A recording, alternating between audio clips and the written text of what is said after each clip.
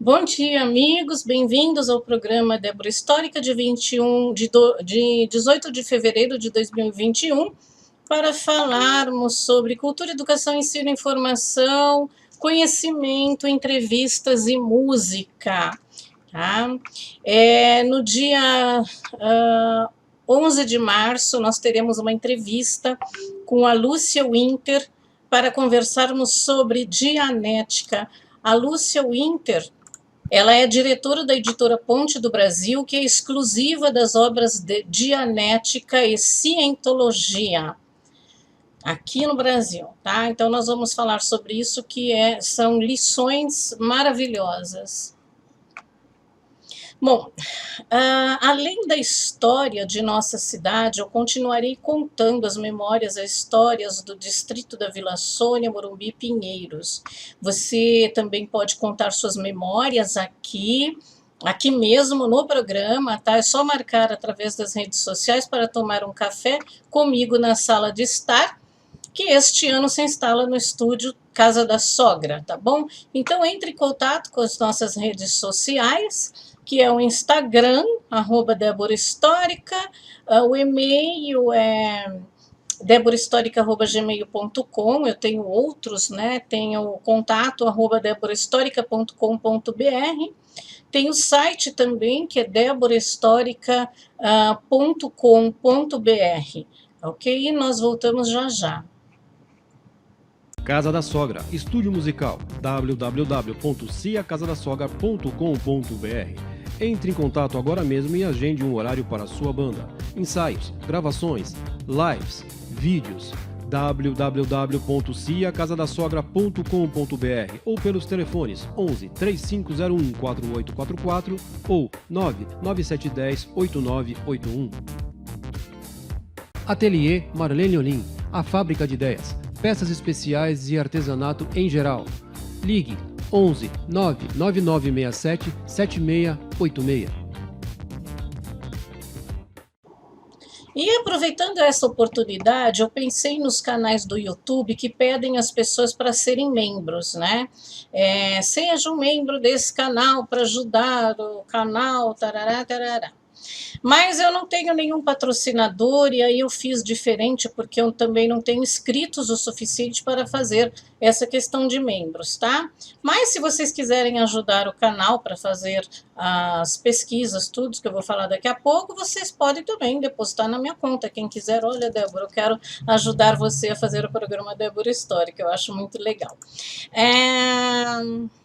Então, eu faço souvenirs do programa Débora Histórica e os vendo com preço acessível, né, para poder realizar as gravações externas e as entrevistas que julgo ser importantes para o meu público.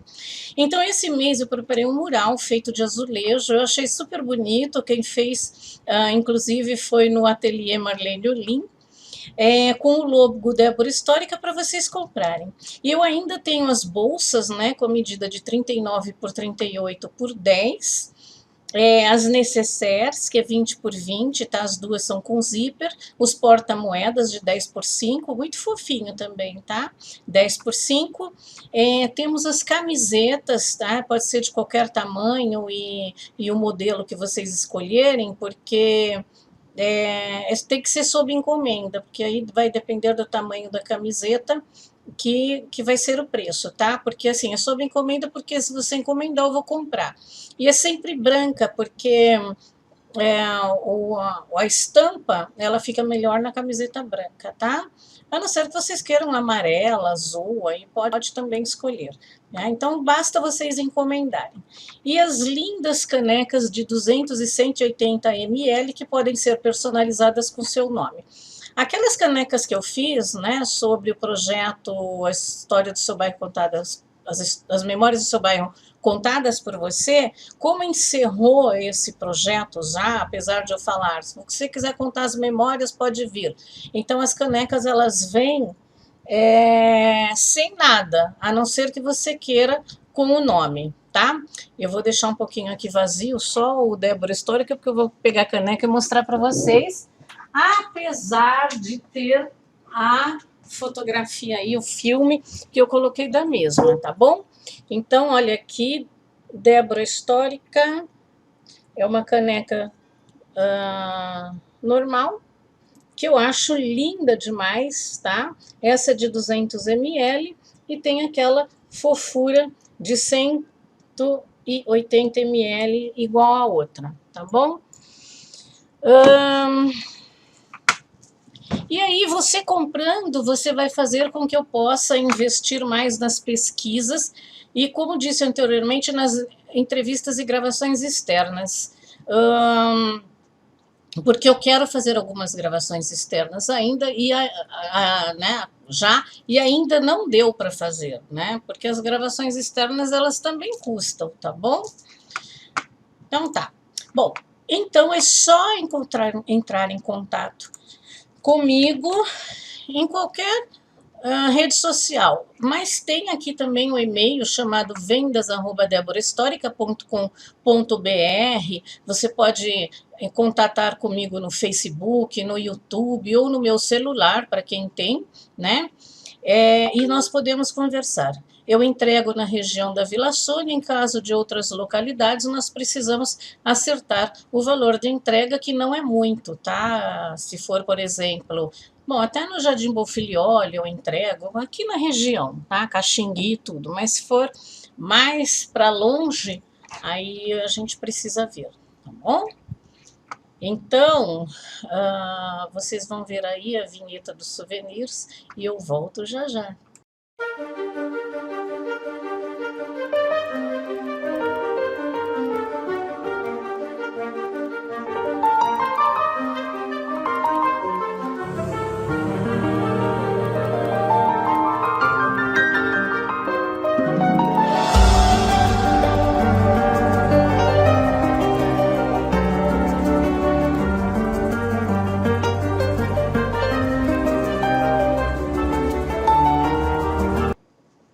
Então vamos lá. O motivo pelo qual gosto de contar as histórias e memórias é porque acredito que devemos preservar as nossas origens. Infelizmente, toda a história oficial contada em livros de escola tem muitas alterações e por motivos sociais e políticos, muita desinformação à população.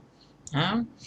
O Brasil é um país de todos, um país que iniciou com a descoberta portuguesa e a imigração portuguesa em 1530, os negros no século XVI, no século XIX, os italianos, espanhóis e alemães e outros europeus, né? No século XX, os asiáticos e sírio-libaneses, toda a raça árabe, né? Então, nós não temos uma pátria, nós temos uma nação. Uma nação onde fizeram outros grupos, inclusive, veja bem que o brasileiro não é um amor assim de pessoa muito alegre, muito caloroso, que todo o país fala, nossa, eu gosto de brasileiro porque brasileiro é caloroso, ou eu não gosto porque o brasileiro é muito pegajoso. Mas veja bem que os brasileiros não são patriotas. E é importante que nós sejamos patriotas, que nós queiramos deixar as nossas raízes para os nossos filhos, para o futuro, tá? Por isso que eu conto as memórias e a história. Bom, então vamos falar mais um pouquinho da Vila Sônia. O quanto é importante saber do nosso passado, de nossa história, de nossas memórias, a quais nós não devemos deixar morrer. Só através do nosso passado é que nós podemos ter um futuro melhor. Infelizmente, a história do mundo é contada por quem venceu e de uma forma alterada para que nós percamos as nossas raízes, para que possam dominar e celebrar o lado diferente do que realmente é. Nós vamos falar hoje um pouco do Jardim Colombo, bairro que pertence ao distrito da Vila Sônia, composto por 20 logradouros, mas eu acho que tem mais, eu acho que o correio está defasado nisso, né? Mas vamos lá. Nós vamos contar mais, se for contar. Então, as ruas do Jardim Colombo são Alfredo Lazzarini, Argel Dias Mazar, Armando Barreto, Avenida Dom Jaime de Barros Câmara, Dom Valentim, Frei Bonifácio Dux, deixa eu arrumar aqui que eu pus Dux.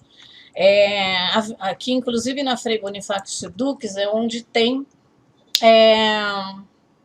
esquina com a rua Armando Barreto, tem aquele posto, né, da UBS novo, tá? Que fica, inclusive, ao lado dos pequeninos do Jockey, do Clube Rebouças, que são muito antigos, tá? Avenida Frei Macário, de São João, Rua General Eldes de Souza Guedes, Rua Jorge Alves Ferreira, que inclusive o Jorge Alves Ferreira é pai do Jorge Alves Filho, né, que mora lá também, a família mora, não sei se vendeu ou morava. Rua José Capobianco, Rua José Esteves Carramenha, Rua José Lamardo, Nilza Medeiros Martins, que na verdade fica lá em cima, mas é Jardim Colombo, que é a rua onde fica o Quintas, né, do Morumbi. Travessa Onofrina Bueno de Carvalho, Rua Panônia, Roger Smenkel, Salomão Emberg, mas a Salomão Emberg, na verdade, ela fica na Vila Sônia. O Jardim Colombo, né, pelos meus conhecimentos, né, pelo CEP, inclusive, o Jardim Colombo ele é a partir do número 1000 até o cemitério Getsemane. Então, assim, na altura do número 1000, tem a Judite Passal de Esteves, que nem está aqui, né, que ela, inclusive, do lado, acho que do lado ímpar, ela é a Vila Sônia e do lado par já começa o Jardim Colombo. Então é lá que começa o Jardim Colombo. A Rua Santo Américo, Rua Sebastião Salgado, até o Dutra e Rua dos Beneditinos. E tem a praça. Tem a Rua Doutor Silvio Dante Bertacchi também, que é a partir do número 1000, né, que eu falei um pouquinho mais do número 1000, atravessando a Judite Passal de Esteves, ela é Jardim Colombo, antes disso ela é Vila Sônia. Né, lá no Mercado Toque Leve, ela ainda é Vila Sônia. E a Dante Bertacchi também, para lá desse número, até o cemitério Getsemane, ela é Jardim Colombo. Então, um dos lugares mais importantes que nós temos no Jardim Colombo, e da região inteira, inclusive até do Morumbi, da Vila Sônia, é o cemitério Getsemane, que fica na Praça da Ressurreição, número 1. O cemitério Getsemane foi fundado em 1965 pela Arquidiocese de São Paulo, foi aberto ao público com seu primeiro sepultamento em 16 de março de 1971. Inclusive eu e a Rose, né, a Rosângela Bueno, que o apelido dela na época era Bolinha, nós passeávamos por lá. Vamos passear no cemitério? Vamos passear no cemitério. E era tão gostoso, né? Tinha uma propaganda, inclusive, de um cemitério, que os caras ficam assim de baixo para trás e conversando sobre alguma coisa, né? Então lá era uma paz, né? Não sei se a Rose também assiste esses programas, o meu programa, mas com certeza ela vai lembrar que nós passeávamos lá de vez em quando no cemitério Getsemane, que era uma delícia. Bom, o cemitério Getsemane tem mais de 135 mil metros quadrados de área, destacando-se pela beleza de sua paisagem, contendo mais de 2.700 árvores de variadas espécies, inclusive as frutíferas, distribuídas pelo terreno, atraindo assim uma grande quantidade de pássaros que harmonizam o jardim com o seu canto. Lá é muito lindo, muito lindo. Faz muito tempo que eu não vou para lá, mas é muito lindo mesmo, muito gostoso. O cemitério Getsemane mantém uma estrutura diferenciada para a realização de velórios, contendo 10 salas, além de uma sala de estar para acomodar as famílias e amigos que vêm prestar a última homenagem, eu acredito que não aos mortos, mas à família, né? Ok? Então, depois, no próximo programa, nós vamos falar mais de coisas sobre o bairro, tá bom? Então, nós voltamos já já. A Gazeta de Pinheiros, o mais tradicional jornal regional do Brasil. Faz parte do Grupo 1, que também editam os jornais do Butantã, Morumbi News, Tribuna de Santo Amaro e São Paulo News. Vamos falar um pouquinho do Morumbi. O Parque Alfredo Volpi, também pertencente ao bairro dos Jardins, que fica na divisa, né? Pois ficam em suas imediações. Eu lembro que meu pai nos levava lá. Sempre amei aquele lugar e era sem grade, sem perigo nenhum. Aquele lugar era lindo, uma delícia. Seu nome homenageia Alfredo Volpi, que nasceu em 14 de abril de 1896 em Lucca, Itália, e faleceu em São Paulo aos 28 de maio de 1988. Ele era um pintor ítalo-brasileiro e o Parque Alfredo Volpi foi fundado em 1966 com uma área de 142.432 metros quadrados.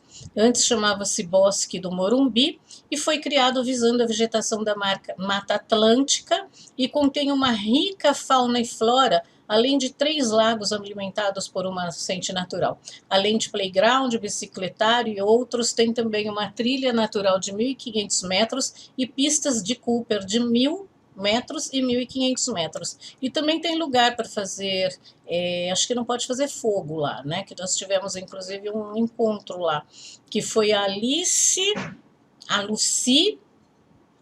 a professora Vilma, que mora em Paris, ela veio aqui, aproveitou, né, veio fazer, mas só isso que foram, só essas pessoas que foram, não sei por quê. Talvez por falta de comunicação. Então tá bom, nós voltamos já já, vamos a uma vinheta, divulgação da Dolce Morumbi, da qual eu sou colunista, e é um parceiro meu.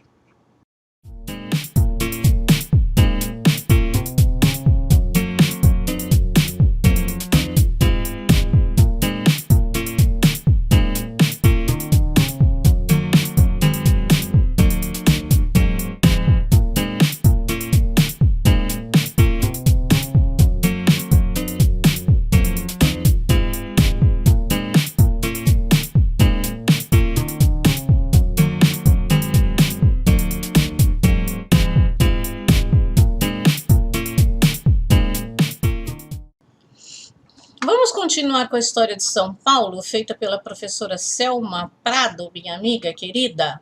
Então vamos lá, segunda parte. Nem flecha nem ouro, só negócios. Se nos primórdios do século XVII até o início do século XVIII, as atividades econômicas da cidade de São Paulo eram primárias e pouco significativas do ponto de vista das relações mercantis estipuladas para a metrópole, o Círculo do Ouro, aos poucos foi moldando uma nova realidade. No início do século XVIII, uma elite econômica paulistana começava a nascer, concentrando terras, produção agrícola, criação de gado, comércio escravos. Esta elite, aos poucos mais que concentrar poder econômico, começaram a concentrar poder político e a reforçar a já existente estratificação social da cidade. Inclusive, vejam bem, gente, que o que é importante vocês visitarem o teatro municipal e a Sala São Paulo. Lá tem um pouco dessa história, tá, ok? Quem frequentava, onde eram as salas que as pessoas podiam frequentar, quem tinha dinheiro frequentava uma sala, quem não tinha frequentava outras, né? Tá? Então isso é legal a gente saber. Essas atividades resgataram a cidade do seu isolamento e nazismo, fazendo com que sua população crescesse de maneira significativa. Parte do crescimento populacional da hora da cidade de São Paulo se deu a partir da terceira década do século XVIII, com a chegada de inúmeros portugueses atraídos pelas amplas possibilidades de comércio com as zonas mineradoras. Estes novos habitantes enriqueceram e tentaram galgar os degraus da ascensão social, desejando serem reconhecidos como homens bons, já que desta casta saíram os camaristas ou vereadores, membros das câmaras municipais capazes de interferir na política e na justiça local, até então controlada pela figura dominadora do bandeirante seminômade, agora convertido a fazendeiro patriarcal e desconfiado. Então, veja bem que comprava-se títulos já, né?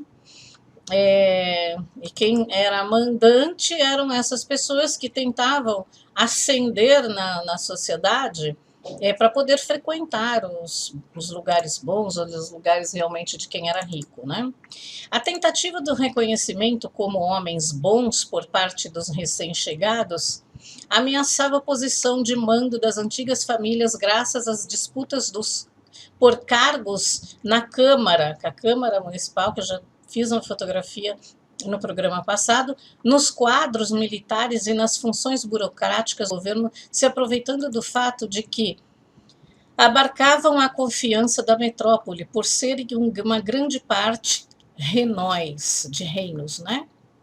Esta ameaça impulsionava as famílias antigas a reavivar suas ligações com a nobreza, já que com ela se identificavam por serem proprietários de terras, garantindo por meio delas ligações à manutenção dos cargos que ocupavam desde o início da colonização. Então, todo mundo sempre querendo abocanhar uma partezinha na política, né?